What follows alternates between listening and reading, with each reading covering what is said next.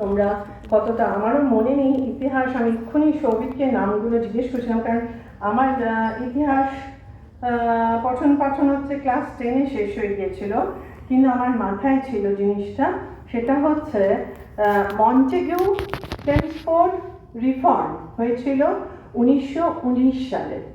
সেই Montague Chelmsford রিফর্মের একটা যেটা ছিল, যেটা বলা হতো ডায়ার্কি। ডায়ার্কি মানে গভর্নেন্সের দুটো পার্ট করা হয়েছিল, মানে কোনটাতে স্মরণ বিষয়ক উদযাপনের যে উদ্যোগ নেওয়া হয়েছে, তাতে আমাদের কলেজ তার রূপায়ণ করার জন্য যে সদর্থক পদক্ষেপ গ্রহণ করেছে, তাতে আমি আমার কলেজকে আন্তরিক ধন্যবাদ জানাই। আর এই মহতী উদ্যোগের সূচনা পর্বে শ্যামাপ্রসাদ মুখার্জি সম্পর্কে আমার ভাবনাকে শেয়ার করার জন্য আজকে এই প্ল্যাটফর্ম দেওয়ায় আমি কলেজ কর্তৃপক্ষের কাছে অত্যন্ত কৃতজ্ঞ।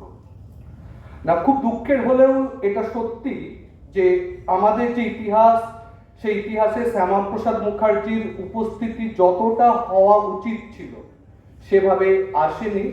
তার উপস্থিতি অনেকটাই পার্শ্ব চরিত্রের মতো। এর আগের দিনেও বলছিলাম যে আমাদের ইতিহাসের একটা, আমাদের যে উপমহাদেশীয় রাজনীতি, সেই রাজনীতিতে শাসকরা ইতিহাসকে বরাবর ভালোবাসার দাবি করে থাকে, কিন্তু আসলে রাজনীতিকরা বা কিছু বুদ্ধিজীবী মানুষ ইতিহাসকে ভালোবাসেন ইতিহাসে তাদের সুবিধাজনক অংশগুলিকে। হয়তো শ্যামাপ্রসাদের ক্ষেত্রে সেই রকম ঘটনাগুলোই ঘটে গেছে, এবং আমরা যারা শ্যামাপ্রসাদকে মোটামুটি চিনি তাদের কাছে শ্যামাপ্রসাদ একজন রাজনীতিবিদ। আবার এখানেও আছে বেশ একটা গণ্ডগোল।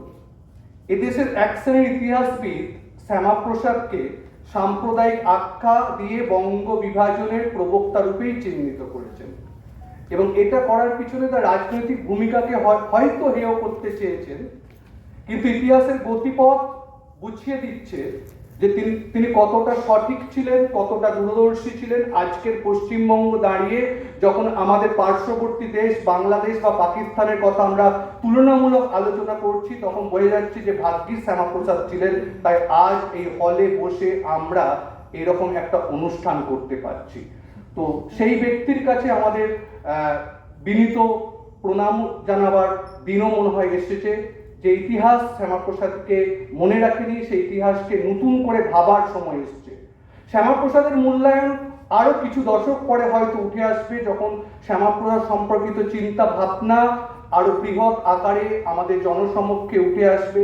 কারণ আমরা বেশিরভাগই শ্যামাপ্রসাদের রচনা সম্পর্কে খুব একটা জানি না। তার যে বিশাল বক্তৃতা মালা, সেই বক্তৃতা মালাও কিন্তু আমরা খুব একটা পাঠ করিনি বা আমাদের যা প্রজন্মকে আমরা জানাতে পারিনি। তো এর বাইরেও যারা শ্যামাপ্রসাদকে চেনেন, তারা মূলত চেনেন শ্যামাপ্রসাদকে একজন প্রশাসক হিসাবে, অর্থাৎ কলকাতা বিশ্ববিদ্যালয়ের একজন কনিষ্ঠতম উপাচার্য হিসাবে। কিন্তু এর বাইরেও শ্যামাপ্রসাদের কতগুলো স্বতন্ত্র পরিচয় ছিল। তিনি একজন বুদ্ধিজীবী, শিক্ষাবিদ এবং একজন সমাজসেবী ও অর্থনীতিবিদ। ফলে এই সমাজসেবী, অর্থনীতিবিদ বা শিক্ষাবিদ হিসাবে শ্যামাপ্রসাদের যে চিন্তা, সেটা আমাদের ইতিহাসে সেভাবে কিন্তু স্থান পায়নি। তাই আজকের এই আলোচনায় আমি শ্যামাপ্রসাদের জীবনের বিভিন্ন ঘটনা এবং তার যে ঘাত প্রতিঘাত, সেই ঘাত প্রতিঘাতগুলোকে আমি তুলে ধরার চেষ্টা করব। তার 52 বছরের জীবনে তিনি 52 বছরের জীবনটাকে আমি আমার সুবিধা মতন 4টে পর্বে ভাগ করার চেষ্টা করেছি। প্রথম পর্ব, আমি যেভাবে আলোচনাটাকে এগিয়ে নিয়ে যেতে চাই, সেটা প্রথম পর্ব তার জন্ম থেকে একদম 1923 সাল পর্যন্ত। এই পর্বে আমরা শ্যামাকে পাবো একজন মেধাবী শ্যামা হিসাবে। দ্বিতীয় পর্ব 1924 থেকে 1938, শিক্ষাবিদ শ্যামাপ্রসাদ থেকে রাজনৈতিক শ্যামাপ্রসাদ উত্তরণ। তৃতীয় পর্ব 1939 থেকে 1947, একজন পুরোদস্তুর রাজনীতিবিদ ও সমাজসেবী। চতুর্থ পর্ব 1948 থেকে 1953, একজন অর্থনীতিবিদ এবং বিরোধী কণ্ঠস্বর। আমি এইভাবে আমার আলোচনাটাকে এগিয়ে নিয়ে যেতে চাই। শ্যামাপ্রসাদের যে প্রাথমিক জীবন আমরা প্রত্যেকেই জানি যে আজ থেকে যে প্রোগ্রামটা শুরু হয়েছে 23শে জুন থেকে 6ই জুলাই, এই 23শে জুন তাৎপর্যপূর্ণ এই কারণে শ্যামাপ্রসাদের প্রয়াণ দিবস, আর 6ই জুলাই তাৎপর্যপূর্ণ এই কারণে শ্যামাপ্রসাদের জন্মদিন। তো এই শ্যামাপ্রসাদ 1901 খ্রিস্টাব্দে জন্মগ্রহণ করছেন 6 জুলাই। তো 1906 সালের 23শে জুলাই কলকাতার ভবানীপুর মিত্র ইনস্টিটিউশনে তিনি দ্বিতীয় শ্রেণীতে ভর্তি হচ্ছেন। 1917 সালে মিত্র ইনস্টিটিউশন থেকে ম্যাট্রিকুলেশন পরীক্ষায় মেধাবৃত্তি 10 টাকা প্রতি মাসে দিয়ে তিনি পাস করছেন। 1919 সালে কলকাতার প্রেসিডেন্সি কলেজ থেকে প্রথম বিভাগে আর্টসে ইন্টারমিডিয়েট পরীক্ষায় উত্তীর্ণ হচ্ছেন। 1921 খ্রিস্টাব্দে প্রেসিডেন্সি কলেজ থেকে বিএ পাস করছেন, ইংরেজি অনার্সে প্রথম শ্রেণীতে প্রথম উত্তীর্ণ হচ্ছেন। 1922 খ্রিস্টাব্দে শ্যামাপ্রসাদের বিবাহ হচ্ছে ডক্টর বেণীমাধব চক্রবর্তীর কন্যা সুধাদেবীর সঙ্গে, এবং তাদের বিবাহের ফলে 5 সন্তানের জন্ম হয়, যদিও দুঃখের বিষয় একজন সন্তান মারা গিয়েছিলেন। এবং শ্যামাপ্রসাদ যখন 33 বছর বয়স তখন তার স্ত্রীর মৃত্যু হচ্ছে, কিন্তু তারপরে আর কিন্তু শ্যামাপ্রসাদ কোনো বিবাহ করেননি। 1923 সালে কলকাতা বিশ্ববিদ্যালয় থেকে বাংলা ভাষা সাহিত্যে এমএ পরীক্ষায় প্রথম হচ্ছেন, এবং ছাত্রাবস্থাতেই তিনি তার পিতা আশুতোষ মুখোপাধ্যায়, তখন কলকাতা বিশ্ববিদ্যালয়ের ভাইস চ্যান্সেলর, কাজে সহায়তা করছেন। 1924 সালের 25শে মে বিহারের পাটনাতে স্যার আশুতোষ মুখোপাধ্যায় মারা যাচ্ছেন, এবং এই ঘটনা শ্যামাপ্রসাদের মনে গভীর রেখাপাত করছে। তিনি নিজের ডায়েরিতে বলছেন যে পিতার মৃত্যুতে তার জীবন থেকে সমস্ত আনন্দ উধাও হয়ে গেছে। এরপরে শ্যামাপ্রসাদ মাত্র 23 বছর বয়সে কলকাতা বিশ্ববিদ্যালয়ের ফেলো নির্বাচিত হচ্ছেন। 1926 সালে আইন পড়তে ইংল্যান্ডে যাচ্ছেন, এবং তিনি ভারতবর্ষে ফিরে আসছেন এবং হাইকোর্টে প্র্যাকটিস শুরু করছেন, যদিও শ্যামাপ্রসাদ এই কোর্টের কাজকে খুব একটা গুরুত্ব দেন। এরপরে যে ফেজটা আমরা পাবো সেখানে দেখতে পাবো যে 1929 সালে তিনি প্রথম দিকে কংগ্রেসের সদস্য ছিলেন এবং কংগ্রেসের টিকিটে বাংলার বিধানসভায় পা রেখেছেন। 1930 সালে আইন অমান্য আন্দোলনকে কেন্দ্র করে যখন কংগ্রেসি আইন সদস্যরা পদত্যাগ করছেন, তো শ্যামাপ্রসাদও পদত্যাগ করেছিলেন, কিন্তু পরবর্তীকালে তিনি কলকাতা বিশ্ববিদ্যালয়ের প্রতিনিধি হিসাবে বিধানসভায় আবার পা রাখছেন। এরপরে যদি আমরা দেখি 1933 সাল, এটা শ্যামাপ্রসাদের জীবনের ক্ষেত্রে অত্যন্ত গুরুত্বপূর্ণ সময়কাল, একই সাথে দুর্যোগপূর্ণ, আর একই সাথে আশুতোষ মুখোপাধ্যায়ের সন্তান থেকে স্বতন্ত্র শ্যামাপ্রসাদ মুখোপাধ্যায়ের পরিচয়ের উত্তরণের সময়কাল। কারণ ওই বছরেই তার স্ত্রী মারা যাচ্ছেন এবং তিনি কলকাতা বিশ্ববিদ্যালয়ের কনিষ্ঠতম অধ্যাপক হিসেবে নিযুক্ত হচ্ছেন। কেন কলকাতা বিশ্ববিদ্যালয় আমাদের কাছে এত গুরুত্বপূর্ণ? যারা আমরা এই বিশ্ববিদ্যালয়ের সাথে যুক্ত তাদের শ্যামাপ্রসাদকে বোঝাটা খুব জরুরি। যদি আমরা কলকাতা বিশ্ববিদ্যালয়ের শ্যামাপ্রসাদের প্রশাসক হিসেবে তার কর্মজীবনকে দেখার চেষ্টা করি, তাহলে সেখানে বেশ কিছু গুরুত্বপূর্ণ অবদানের কথা আমাদের বলতে হয়। প্রথমেই হচ্ছে যে বাংলা মাধ্যমে শিক্ষার প্রবর্তন। তিনি 1935 সালে বিশ্ববিদ্যালয় আইন করা হচ্ছে এবং এই আইনে বাংলাকে অনুমোদিত শিক্ষার আঙ্গিনায় নিয়ে আসা হচ্ছে। আমাদের ফিরে যেতে হবে ঠিক 100 বছর আগে, যখন মেকলে মিনিট 1835 খ্রিস্টাব্দে আসছে, যখন ওয়েস্টার্ন এডুকেশন বা পাশ্চাত্য শিক্ষা আসছে, তখন কেবলমাত্র ইংরাজি শিক্ষাটাকে উচ্চ শিক্ষার ক্ষেত্রে একমাত্র মাপকাঠি ধরা হয়েছিল। সেখানে শ্যামাপ্রসাদ 1935 খ্রিস্টাব্দে কলকাতা বিশ্ববিদ্যালয়ে আইন নিয়ে আসছেন বাংলা ভাষার মাধ্যমে উচ্চশিক্ষা। এটা কি ইংরেজ বিরোধিতার একটা বড় নমুনা নয়? যে শুধুমাত্র ইংরেজ বিরোধিতা মানে মিটিং, মিছিল, বয়কট, তার বাইরে গিয়ে যে শিক্ষাকে ঔপনিবেশিক শাসন থেকে মুক্তি এনে তাকে একটা অন্য সোপান দেবার যে তাগিদ শ্যামাপ্রসাদ 1935 খ্রিস্টাব্দে শুরু করেছিলেন, এবং সেটা করতে গিয়ে শ্যামাপ্রসাদ তার ডায়েরিতে বলছেন, যদিও পাশ্চাত্য শিক্ষা আমাদের মধ্যে গভীর দেশপ্রেম, উদার দৃষ্টিভঙ্গি, রাজনৈতিক চেতনা সঞ্চারিত করেছে, আমি এর মধ্যে একটা সুস্পষ্ট জাতীয় শিক্ষানীতির কোনো প্রতিফলন খুঁজে পাইনি। এবং দেখা যাবে যে শ্যামাপ্রসাদ মুখোপাধ্যায় এই সময়তে বাংলায় বই লিখতে বলছেন, এবং শ্যামাপ্রসাদ মুখোপাধ্যায় যখন কলকাতা বিশ্ববিদ্যালয়ের ভাইস চ্যান্সেলর, সেই 1937 সালে সর্বপ্রথম কলকাতা বিশ্ববিদ্যালয় বাংলায় পিএইচডি থিসিস জমা পড়ছে। এটাও শ্যামাপ্রসাদের একটা বিশাল বড় অবদান। শুধু তাই নয়, শ্যামাপ্রসাদ মুখার্জি এই বাংলা ভাষাকে আরো এগিয়ে নিয়ে যাওয়ার জন্য কলকাতা বিশ্ববিদ্যালয়ের যে সমাবর্তন ভাষণ, সেই সমাবর্তন ভাষণে রবীন্দ্রনাথ ঠাকুরকে আমন্ত্রণ জানাচ্ছেন বাংলা ভাষায় বক্তব্য রাখার জন্য।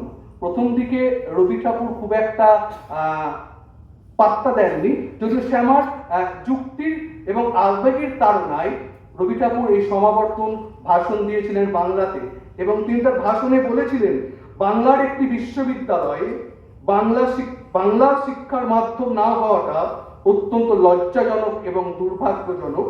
প্রয়াত আশুতোষ মুখোপাধ্যায় প্রথম বাংলাকে শিক্ষার মাধ্যম করার উদ্যোগ নিয়েছিলেন, এখন সেই পথ প্রসারিত হচ্ছে। এটা গেল শ্যামাপ্রসাদ মুখার্জি প্রশাসক হিসাবে বাংলা ভাষাকে বিশ্ববিদ্যালয় স্তরেতে ইমপ্লিমেন্ট করার একটা প্রয়াস। তার সেকেন্ড যে প্রয়াসটা আমরা দেখতে পাবো সেটা হচ্ছে প্রাতিষ্ঠানিক যে পাঠ্যক্রম, সেই পাঠ্যক্রমে একটা পরিবর্তন এবং এই পাঠ্যক্রমকে অনেক বেশি আধুনিকীকরণ করে তোলা। তার সময়কালে অনার্স কোর্সে বাংলা, হিন্দি, উর্দু মাধ্যমে পাঠদান শুরু হচ্ছে এবং স্নাতক স্তরে অসমীয়া ভাষাতে কোর্স চালু করা হচ্ছে। তার প্রচেষ্টাতেই ফলিত পদার্থবিদ্যা বিভাগে বৃহৎ পরিসরে উৎপাদন প্রশিক্ষণ শুরু হচ্ছে। কমিউনিকেশন ইঞ্জিনিয়ারিং, আজকের দিনে দাঁড়িয়ে আমরা কমিউনিকেশন ইঞ্জিনিয়ারিং এর কথা ভাবি, শ্যামাপ্রসাদ সেই সময় দাঁড়িয়ে কমিউনিকেশন ইঞ্জিনিয়ারিং কোর্সে চালু করেছিলেন কলকাতা বিশ্ববিদ্যালয়ে। 1934 সালে তার প্রচেষ্টায় জনস্বাস্থ্য বিষয়ে ডিএসসি ডিগ্রি প্রদানের ব্যবস্থা করা হয়েছিল। ছাত্রদের সামরিক প্রশিক্ষণে আগ্রহী করার জন্য সামরিক বিদ্যা বিষয়ক কোর্স চালু করা হয়েছে। জানি না বর্তমানে মনে হয় কলকাতা বিশ্ববিদ্যালয়ে এই ধরনের কোর্স নেই। উত্তরপ্রদেশের কয়েকটি বিশ্ববিদ্যালয় কিন্তু এই ধরনের কোর্স চালু করছে, যেটা আমাদের স্টুডেন্টদের কাছে হয়তো তাদের একটা প্রফেশনে যাওয়ার একটা বড় অপরচুনিটি হতে পারে। তাই আমি এই মঞ্চ থেকে একটা আহ্বান দিচ্ছি, যদি এই বার্তাটা কলকাতা বিশ্ববিদ্যালয়ের কাছে পৌঁছে দেওয়া যায় যে সামরিক বিভাগে যদি এই ধরনের কোনো কোর্স চালু করা যায়, তাহলে হয়তো আমাদের ছাত্রীরা একটা চাকরি পাওয়ার ব্যবস্থা পেতে পারে, যেটা বহু আগে শ্যামাপ্রসাদ মুখোপাধ্যায় শুরু করে দিয়েছিলেন। এছাড়া তিনি ইন্টারমিডিয়েটে প্রত্নতত্ত্ব কোর্স চালু করছেন, বিএফ স্তরেতে অ্যারোনটিক্স, বিএসসি স্তরে জ্যোতির্বিদ্যা, অনার্সে ম্যাথামেটিক্স চালু করছেন। 1937 সালে অন্যান্য বিশ্ববিদ্যালয়ের সাথে সমতা রাখার জন্য 6 বছরের কোর্সটাকে 5 বছরে তিনি নিয়ে আসছেন, এবং বিএসসি ডিগ্রিতে পরীক্ষামূলকভাবে সাইকোলজি থাকাটাকে বাধ্যতামূলক করা হচ্ছে। শুধু তাই নয়, শিক্ষকদের শিক্ষাদানের ক্ষেত্রে প্রশিক্ষণের জন্য তিনি ব্যবস্থা করছেন, এবং তার সময়তেই ডেভিড হেয়ার ট্রেনিং কলেজ এবং লরেটো হাউসকে উচ্চ শিক্ষা প্রতিষ্ঠানে উন্নীত করা হচ্ছে। তাদের তৃতীয় অবদানের কথা যদি বলা যায়, তাহলে নারী শিক্ষার ক্ষেত্রে শ্যামাপ্রসাদ কি করছেন না, গৃহবিজ্ঞান কোর্স চালু করছেন, এবং বিহারীলাল মিত্রের থেকে অনুদানেতে মহিলাদের জন্য তিনি একটা 6500 টাকা পাচ্ছেন, সেখান থেকে একটা ট্রাস্ট গঠন করা হচ্ছে, পরবর্তীকালে এটা বিহারীলাল কলেজে ট্রান্সফার হচ্ছে। শুধু এই কোর্স রূপায়ণ নিয়ে আসা এটাই নয়, তিনি ছাত্র দরদি ছিলেন, তিনি এবং ছাত্রদের জন্য তিনি কি করছেন না, ছাত্র কল্যাণ বিভাগ প্রতিষ্ঠা করছেন। শুধু ছাত্র দরদি নয়, তিনি কর্মচারী দরদিও ছিলেন, এবং সেই সময় দাঁড়িয়ে তিনি কর্মচারীদের জন্য এমপ্লয়িজ প্রভিডেন্ট ফান্ড প্রস্তাব পাস করাচ্ছেন। এখন এই 20 জুনেতে আমরা দেখতে পাবো যে আমাদের পশ্চিমবঙ্গে হঠাৎ করে একটা বিষয়কে কেন্দ্র করে খুব বাদানুবাদ চলছে, যে সোহরাবর্তী রোড সেটাকে হঠাৎ করে গোপাল মুখার্জি রোডে ট্রান্সফার করা। তো আমি সেই বিতর্কে যেতে চাইছি না, আমি যেতে চাইছি সোহরাবর্তীর সাথে শ্যামাপ্রসাদ মুখোপাধ্যায়ের যে মেলবন্ধন, সেই মেলবন্ধনটা এবং তাদের মধ্যেকার যে সম্পর্ক না। শ্যামাপ্রসাদ মুখার্জি স্যার সোহরাবর্তীকে বিশ্ববিদ্যালয়ের বাঘেশ্বরী অধ্যাপক নিযুক্ত করছেন, এবং নির্বাচন কমিটির যে সদস্য হিসাবে শ্যামাপ্রসাদ মুখোপাধ্যায় এটাকে সম্পূর্ণভাবে সমর্থন করছেন, এবং তিনি লিখছেন, একজন মুসলিমের নিয়োগের মাধ্যমে একটি বিশ্ববিদ্যালয় নতুন পর্যায়ে প্রবেশ করেছে, এবং বিশ্বের সকলকে বলছে এই বিশ্ববিদ্যালয় একটি নির্দিষ্ট শ্রেণীর মধ্যে সীমাবদ্ধ। এই কথাটা সঠিক নয়, এটি বাংলার বিশ্ববিদ্যালয় এবং ভারতের বিশ্ববিদ্যালয়। এবং কলকাতা বিশ্ববিদ্যালয়ের উপাচার্য হিসাবে সোহরাবর্তী সেনেটের সামনে তার ভাষণে বলছেন, শ্যামাপ্রসাদকে সম্বোধন করে বলছেন যে উপাচার্য হিসাবে আপনার কাছ থেকে আমি যে বিরাট সাহায্য পেয়েছি, আপনার সহযোগিতা ছাড়া আমি যে কি বিরাট অসুবিধায় পড়তাম তা ব্যক্তিগতভাবে আমার যে ভালো আর কেউ জানে না। তাই অনুরোধ করব যে আবার এই সহরাবর্তী শ্যামাপ্রসাদ সম্পর্কে আলোচনায় আসার আগে তাদের ব্যক্তিগত যে সম্পর্ক, সেই সম্পর্কটাকেও মনে হয় ইতিহাসের আয়নাতে ফেলে দেখাটা অত্যন্ত জরুরি। না হলে যে ব্যাখ্যাটা উঠে আসবে সেই ব্যাখ্যাটা হয়তো এক পেশে ব্যাখ্যা হয়ে উঠতে পারে। শ্যামাপ্রসাদ, আমরা আর একটা জিনিস বলতে চাই যে আমাদের কলেজে আমরা দেখি যে 24শে জানুয়ারি আমাদের মোটামুটি একটা হলিডে থাকে, কারণ জানি কলকাতা বিশ্ববিদ্যালয়ের প্রতিষ্ঠা দিবস। আমরা অনেকেই হয়তো জানি না এই 24শে জানুয়ারি বিশ্ববিদ্যালয়ের প্রতিষ্ঠা দিবসকে ঘোষণা করেছিলেন শ্যামাপ্রসাদ মুখোপাধ্যায় আনুষ্ঠানিকভাবে।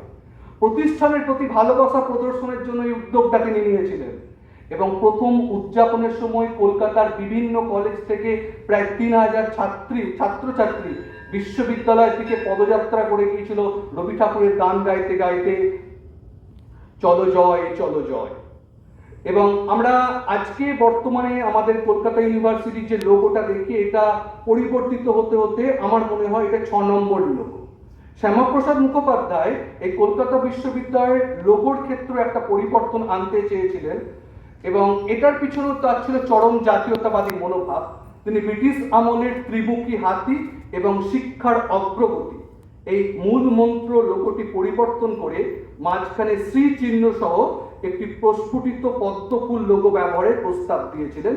যদিও প্রস্তাবটা গ্রহণ হয়নি, তার কারণ মুসলিম লীগের কাছ থেকে এ বিষয়তে সমর্থন পাওয়া যায়নি। তো পরবর্তীকালে সেটাকে করা হয়েছিল না পদ্মফুলের কলি সহ একটা সূর্য লোগোকে স্থির করা হয়েছিল, যদিও পরবর্তীকালে পদ্মকলির পরিবর্তে পদ্মফুল আঁকা হচ্ছে এবং জ্ঞানের অগ্রগতি এই মূল মন্ত্রটি যোগ করা হচ্ছে। আমরা যারা কলকাতা বিশ্ববিদ্যালয়ের সাথে যুক্ত তারা জানি যে কলকাতা বিশ্ববিদ্যালয়ের বর্তমান গ্রন্থাগার, সেমিনারি, জাদুঘর এই সব কিছু কিন্তু শ্যামাপ্রসাদের হাত ধরে এসেছে এবং তিনি ভারতীয় শিল্পকলা জাদুঘরকে তিনি প্রতিষ্ঠা করছেন। আসলে এই জাদুঘরে চারুকলা, ফলিতকলা এবং লোকশিল্পের এক সংমিশ্রণকে তিনি তুলে ধরার চেষ্টা করছেন ভারতীয় সংস্কৃতির সারস্বত প্রতীক হিসাবে। এবং শুধু তাই নয়, শ্যামাপ্রসাদের এই এশিয়ার প্রতি ভালোবাসা থেকে তিনি চীনা এবং তিব্বতী ভাষা অধ্যয়নের এখানে কোর্স চালু করার চেষ্টা করছেন এবং তার সময়কাল পেরোনোর 3 মাসের মধ্যে তাকে সাম্মানিক ডিলিট দেওয়া হচ্ছে। এটাও একটা বিশাল ব্যাপার যে একজন ভাইস চ্যান্সেলর তিনি রিটায়ার করছেন, মানে তিনি চলে যাচ্ছেন, পদত্যাগ করছেন, তার 3 মাসের মধ্যে তিনি ডিলিট পাচ্ছেন। যদি আমরা শ্যামাপ্রসাদের শিক্ষা নিয়ে জানতে চাই, শ্যামাপ্রসাদ নিজে কতগুলো গ্রন্থ লিখে গেছেন। Leaves from a diary, education in India, এবং তার আরেকটা গ্রন্থ a page of the Indian struggle. এই গ্রন্থটা ব্রিটিশ সরকার নিষিদ্ধ করে দিয়েছিল। তার মানে গ্রন্থটার মধ্যে এমন কিছু নিশ্চয়ই তো বলা ছিল যেটা ব্রিটিশ সরকারের পছন্দ হয়নি। ফলে যে সকল মানুষ বা চিন্তাবিদ শ্যামাপ্রসাদকে ব্রিটিশ সক্ষতার দৃষ্টিকোণ থেকে দেখার চেষ্টা করেন, তাদের কাছে আবার অনুরোধ, a page of the Indian struggle গ্রন্থটা পড়ুন। পড়লে বুঝতে পারবেন যে শ্যামাপ্রসাদ কিভাবে তার চিন্তা ভাবনাকে প্রসারিত করেছেন। এই 1938 পর্যন্ত শ্যামাপ্রসাদের যে লড়াই, ঔপনিবেশিকতার বিরুদ্ধে যে লড়াই, সেই লড়াইটাকে আমরা পলিটিক্যাল ডিসকোর্স থেকে না দেখে যদি আমরা একাডেমিক ডিসকোর্স থেকে দেখি, হয়তো শ্যামাপ্রসাদের মূল্যায়নের ক্ষেত্রে অনেকটা প্রাসঙ্গিক হয়ে উঠতে পারে। এটা সম্পূর্ণ আমার মতামত। তারপরে যে ঘটনাটা পাবো 1939 সাল, এবং 1939 সাল বাংলার রাজনীতির ক্ষেত্রে একটা গুরুত্বপূর্ণ সন্ধিক্ষণ। কেননা 1939 সালেই আমরা দেখতে পাবো যে সুভাষচন্দ্র বসু তিনি জাতীয় কংগ্রেস থেকে বেরিয়ে যাচ্ছেন। ফলে এই সুভাষচন্দ্রের জাতীয় কংগ্রেস থেকে বেরিয়ে যাওয়ার ফলে ইতিহাসের আরেকটা ঘটনা যেটা আমাদের গোচরে আসছে না, ঠিক এই একই সময়ে সাভারকার তিনি বাংলায় আসছেন এবং শ্যামাপ্রসাদ তিনি কি করছেন না হিন্দু মহাসভাতে যোগদান করছেন এবং পরবর্তীকালে তিনি এখানকার প্রেসিডেন্ট নির্বাচিত হচ্ছেন এবং 1943 থেকে 1946 সাল পর্যন্ত তিনি কাজ করে যাচ্ছেন। এবং যদি এই সময়টাকে আমরা আরেকটু গভীরভাবে দেখার চেষ্টা করি বাংলার রাজনীতিকে, তাহলে দেখতে পাওয়া যাবে যে প্রাদেশিক যে মন্ত্রিসভা গঠিত হচ্ছে সে নির্বাচনে কংগ্রেস সবথেকে সংখ্যাগরিষ্ঠ দল, তারপরে রয়েছে কৃষক প্রজা পার্টি, মুসলিম লীগ এবং হিন্দু মহাসভা। কিন্তু কংগ্রেস সংখ্যাগরিষ্ঠ দল হওয়া সত্ত্বেও সরকার গঠন করেনি, ফলে কৃষক প্রজা পার্টি এবং মুসলিম লীগ তারা সরকার গঠন করতে পারত। ফলে অনেকেই প্রশ্ন তোলে যে যদি সেদিন কংগ্রেস এই প্রাদেশিক সরকারটা গঠন করত তাহলে হয়তো বাংলার রাজনীতি ভিন্ন খাতে বইতে পারত। দেখুন, ইতিহাস তো আর ল্যাবরেটরির বিষয়বস্তু নেই যে কতগুলো জিনিসকে নিয়ে এক্সপেরিমেন্ট করলাম আর সেখান থেকে ঘটনা উঠে আসলো। ইতিহাস সর্বদা ডিল করে তার ঘটনা নিয়ে, ফলে কি ঘটতে পারতো সেটা গুরুত্বপূর্ণ নয়, কি ঘটেছিল সেটা গুরুত্বপূর্ণ। ফলে এই সময় দেখতে পাওয়া যাবে যে মুসলিম লীগ এবং কৃষক প্রজা পার্টির যে সরকার সেই সরকার কিন্তু টিকছে না। পরবর্তীকালে কৃষক প্রজা পার্টি শ্যামাপ্রসাদের সমর্থনেতে সরকার গঠন করছে এবং ওই 41-এর 12ই ডিসেম্বর থেকে 42-এর 20শে নভেম্বর পর্যন্ত শ্যামাপ্রসাদ এই কৃষক প্রজা পার্টির যে সরকার সেখানকার অর্থমন্ত্রী হিসাবে রয়েছে। শ্যামাপ্রসাদ সম্পর্কে কদিন ধরে দেখছি বিভিন্ন সোশ্যাল মিডিয়াতে একটা শুধুমাত্র কতগুলো যে বললাম সুবিধাজনক অংশ বেরিয়ে আসছে। বলা হচ্ছে যে শ্যামাপ্রসাদ মুখোপাধ্যায় আইন অমান্য আন্দোলন, ভারত ছাড়ো আন্দোলনের বিরোধিতা করেছিলেন। ইহা সত্য, অস্বীকার করার কোনো জায়গা নাই। কিন্তু এটা কেউ বলছে না যে যখন 1942 সালের ভারত ছাড়ো আন্দোলনেতে জওহরলাল নেহেরু, গান্ধী একের পর এক কংগ্রেসী নেতাকে গ্রেপ্তার করা হচ্ছে, তার প্রতিবাদে যখন